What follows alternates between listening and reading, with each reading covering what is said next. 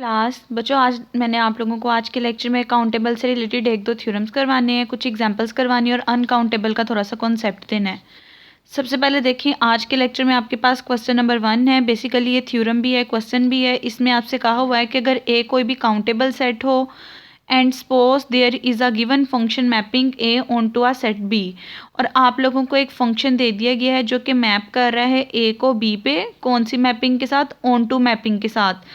Then prove करना है आपने कि बी इज़ काउंटेबल। क्या सिचुएशन बच्चों बताई हुई है, आपको कह दिया हुआ है ए कोई भी सेट है जो कि आपके पास काउंटेबल है, और आपको बता दिया है कि ए से बी पे आपके पास कोई मैपिंग एग्जिस्ट करती है जो कि ऑन टू मैपिंग है, यानी सर्जेक्टिव है।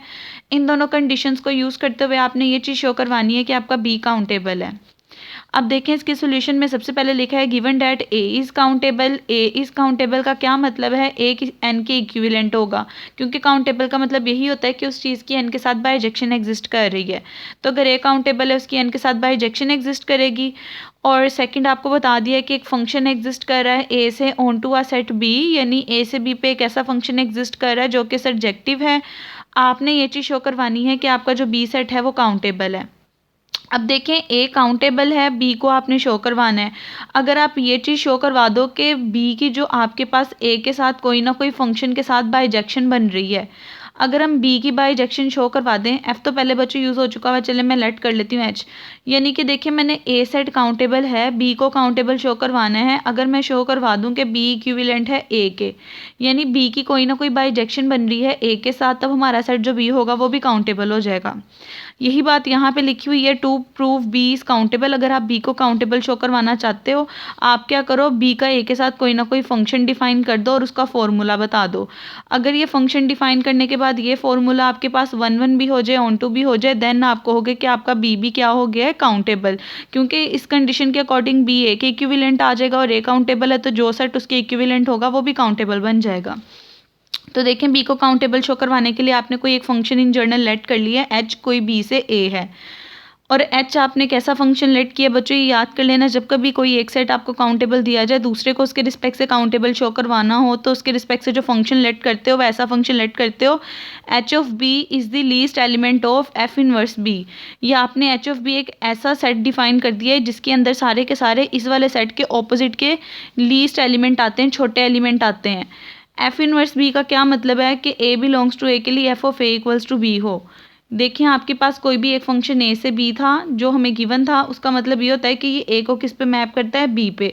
यानी कि ऐसे उन्होंने ये वाला सेट ले लिया है, एच वाला सेट, जिसके अंदर ये वाले सारे के सारे एलिमेंट है, कि इस एलिमेंट पे जो इसका प्री इमेज है, यानी जिस पॉइंट पे ये आपको ये इमेज दे रहा होता है, वो वाला फंक्शन मिलता है आपको।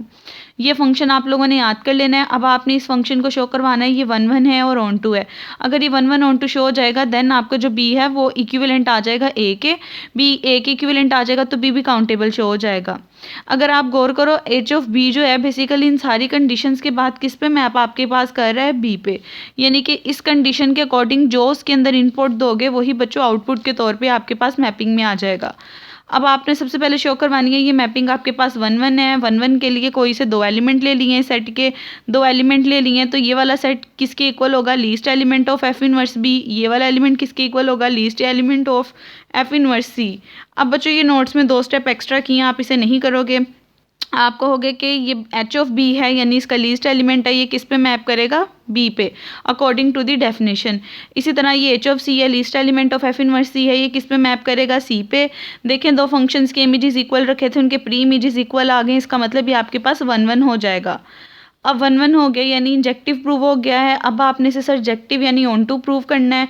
अब देखें, क्वेश्चन के अंदर आपको कहा हुआ था कि आपके पास कोई भी फंक्शन ए से बी है, वो आपको ऑन टू दिया हुआ था। अब यहाँ जो मैपिंग हम बात कर रहे थे, वो मैपिंग हम बी टू ए की बात कर रहे थे। अब देखिए, अगर एक फंक्शन ए से बी पे ऑन टू है, यानी कि ऑन टू के साथ साथ ये बात भी थी कि ये चीज़ काउंटेबल भी है।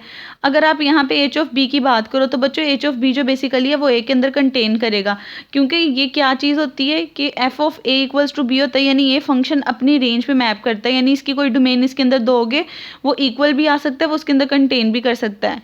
तो अब आपको जब उन्होंने क्वेश्चन में कहा हुआ है कोई फंक्शन ए से बी पे आपके पास ऑन टू है, तो जब आप उसको बच्चों चेंज भी कर दो बी और ए साइड को, उनकी पोजीशन आपस में चेंज भी कर दो, ए से बी की जगह बी से ए पे भी चले जाओ, तब भी वो बच्चों आपके पास ऑन टू होगा, क्योंकि ये सिचुएशन आपको क्वेश्चन के अंदर दी हुई है। ऑन टू होने का मतलब ये है कि हर ए के लिए हर बी का कोई ना कोई एलिमेंट मिल रहा है। इसी तरह आप कह सकते हो हर बी के लिए हर ए का कोई ना कोई एलिमेंट मिल रहा है, इसलिए ऑन टू प्रूव करने की जरूरत नहीं है। वो आपको डायरेक्ट आप कहोगे क्वेश्चन के अंदर गिवन था ये ऑन टू मैपिंग है, दैट्स वाई एज फंक्शन जो है वो आपके पास ऑन टू होगा। अगर ये 1 1 भी प्रूव हो गया, ऑन टू भी प्रूव हो गया, इसका मतलब ये है कि हमें बी से एक बाइजेक्शन मिल गई है किसी ना किसी सेट ए पे। अगर हमें बी से एक बाइजेक्शन मिल गई है ए पे, इसका मतलब बी ए के इक्विवेलेंट आ गया है। अगर बी ए के इक्विवेलेंट आ गया तो ए काउंटेबल था, बी भी हमारे पास क्या चीज़ हो जाएगी, शो काउंटेबल।